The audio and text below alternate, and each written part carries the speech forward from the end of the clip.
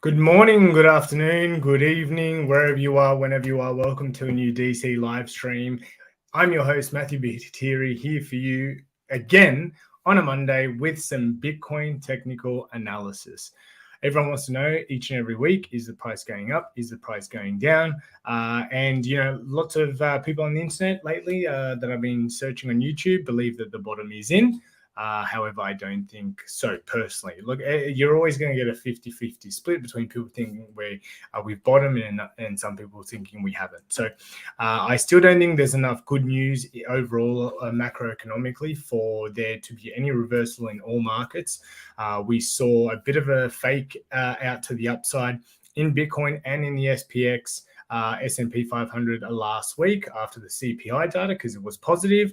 Then a lot of people thought that the 50 basis points increase was also positive, which it is because it wasn't 75 basis points, but it was still an increase in interest rates. So therefore, putting more households under pressure, people with loans still suffering, and you know a lot of people either foregoing their mortgage, going bankrupt. There's all that type of stuff going around worldwide, and things aren't looking very good now. The US inflation numbers weren't too bad, but the UK inflation numbers were pretty bad. So that's why I still don't think that we should expect higher numbers. But that's always, cat and mouse game between us, retail investors, and the whales, because everyone believes that, most people like me, I would say, think that there's going to be lower. This might be the spot where the whales jump in and start buying up crypto. There has been some on-chain activity where large whale accounts have started accumulating, but I think a lot of the times now, because people know that this data is out, and especially whales, they may use that data against retail investors who are looking at that. So right now, I'm still remaining bearish, and I remain bearish, like I tell you every week, until we create a higher high. So you can see we have high, lower, low, lower high, lower low, lower high, lower low. So what we need to do right now is we need to close a daily or weekly candle above 21,000. That would give us a higher high from this zone right here. So we need to see this. Then we need to create a low. The low needs to be higher than the previous low that we created to give us a higher low. And then we repeat, rinse and repeat. So until that, if you're someone that wants to trade on the macro scale, so if you're a retail investor, that's what you should be doing. You should be looking at when you should be buying your assets when there is a macro reversal. And we still haven't seen that yet. Right now is just a trader's dream, where we have somewhat some volatility at the low prices. People are accumulating, people are selling. But at the end of the day, if you want to be safe with your funds, you need to wait for a macro change in the environment, and we don't have that. Alrighty, so let's jump into some of my indicators. So we have market cipher B right here, still showing we're in the heavy red money flow. We're actually getting a little bit deeper in the red money flow, which makes me think that, hey, any push to the upside is probably going to get pushed back down. So we also have the stochastic RSI moving averages looking to cross over to the downside. That's very bearish, especially because we're below the 50th percentile mark. MACD is pretty neutral. RSI is kind of just cruising even after we created this bullish divergence. So you can see that we created a low low in price, and on the stochastic RSI, on the normal RSI, from this point to that point, we created a higher low, which is great. But normally we tend to see 2 or 3 drives of bullish divergence before we see a reversal. Right now, we've only got 1 drive. So maybe we have the RSI come back down around about here, but stay above these lows that we created back in June. All right, let's zoom into the daily scale. So on the daily, things are kind of looking pretty neutral right now.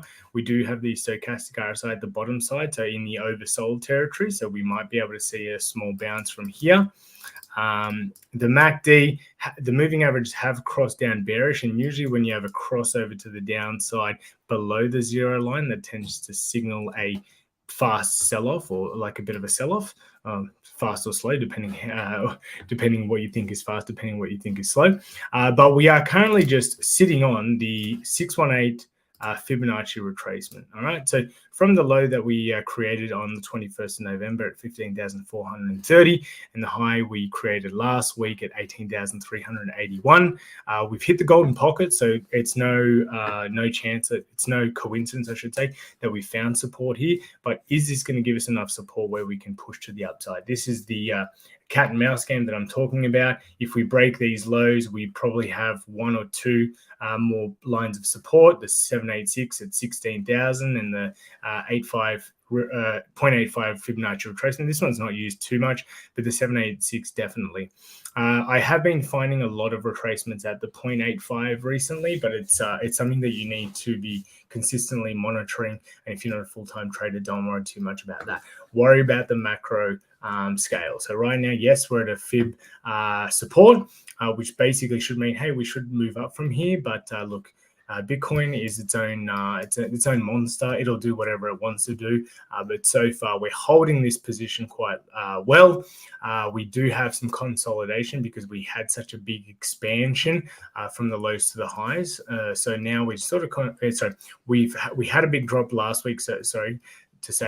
We had a big drop last week. That's what I meant to say. So now we need a little bit of consolidation. We're not going to see vertical bars going up, vertical bars going down without some sideways action. That's what happens in trading. You'll tend to see volatility, which means fast increase in price to the upside or the downside. But then once we find some resistance or some support, we'll tend to go sideways for, it could be a few days to a couple of weeks. So the last couple of times that we've consolidated was like around here, where we've had lots of boring action. So that was close to 2 weeks of sideways action. So we can see that things can get quite boring. Here was another very boring stage of Bitcoin price action. Basically, I think that was 3 weeks from 14th of September to about the 24th of October. So yeah, that was 6 weeks right here. Oh, did I get that right? 14th to the 6 weeks right here of just boring sideways action. Boring to a lot of people that are retail investors that are just spot buying, but for traders, pretty easy to see that we have a high right here. We have resistance, we have support, so you can basically long the bottoms and short the tops. Alrighty, so let's have a quick look at the comment that I just got. Spicy just gave me a lot of emojis. Fantastic. So in accordance to my indicators right now, it's pretty much 50-50 if we go up or down, because we are at support. So something is telling me that we should go to the upside, but most of my indicators are kind of saying, look, we're probably going to throw one more dart to the downside before we have a reversal. Lots of fear and unknown out there. A lot of people saying, hey, we're going to go into a 2 to 4 year bear market. I don't think that's going to happen. I think these bear markets or these recessions, they are quite short-lived. And I think now that we are more we as a human society, we know what can affect markets a lot better.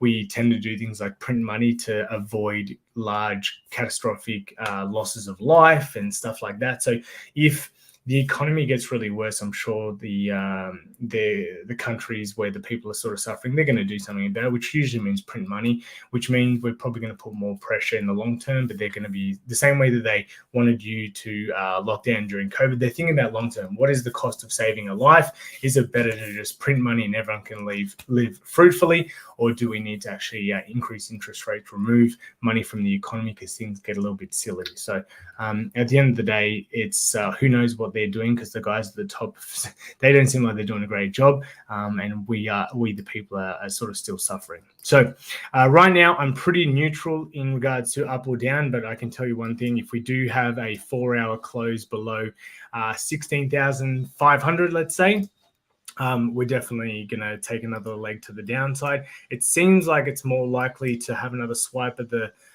to the lows if we do have that. But what we could see is a bit of a swing failure pattern of this low right here at 16,534, hit the 0.66 fib retracement at 16,436 and then have a move to the upside. This would give us some bullish divergence in price. So we'd have a lower low on the market cipher B. We would have a anchor, which is this big wave, and a trigger wave like so.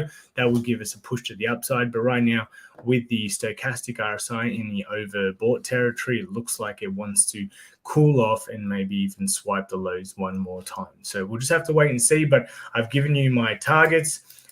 Basically, as I said, if we close a 4 hour below 16,500, look for us to retest the lows.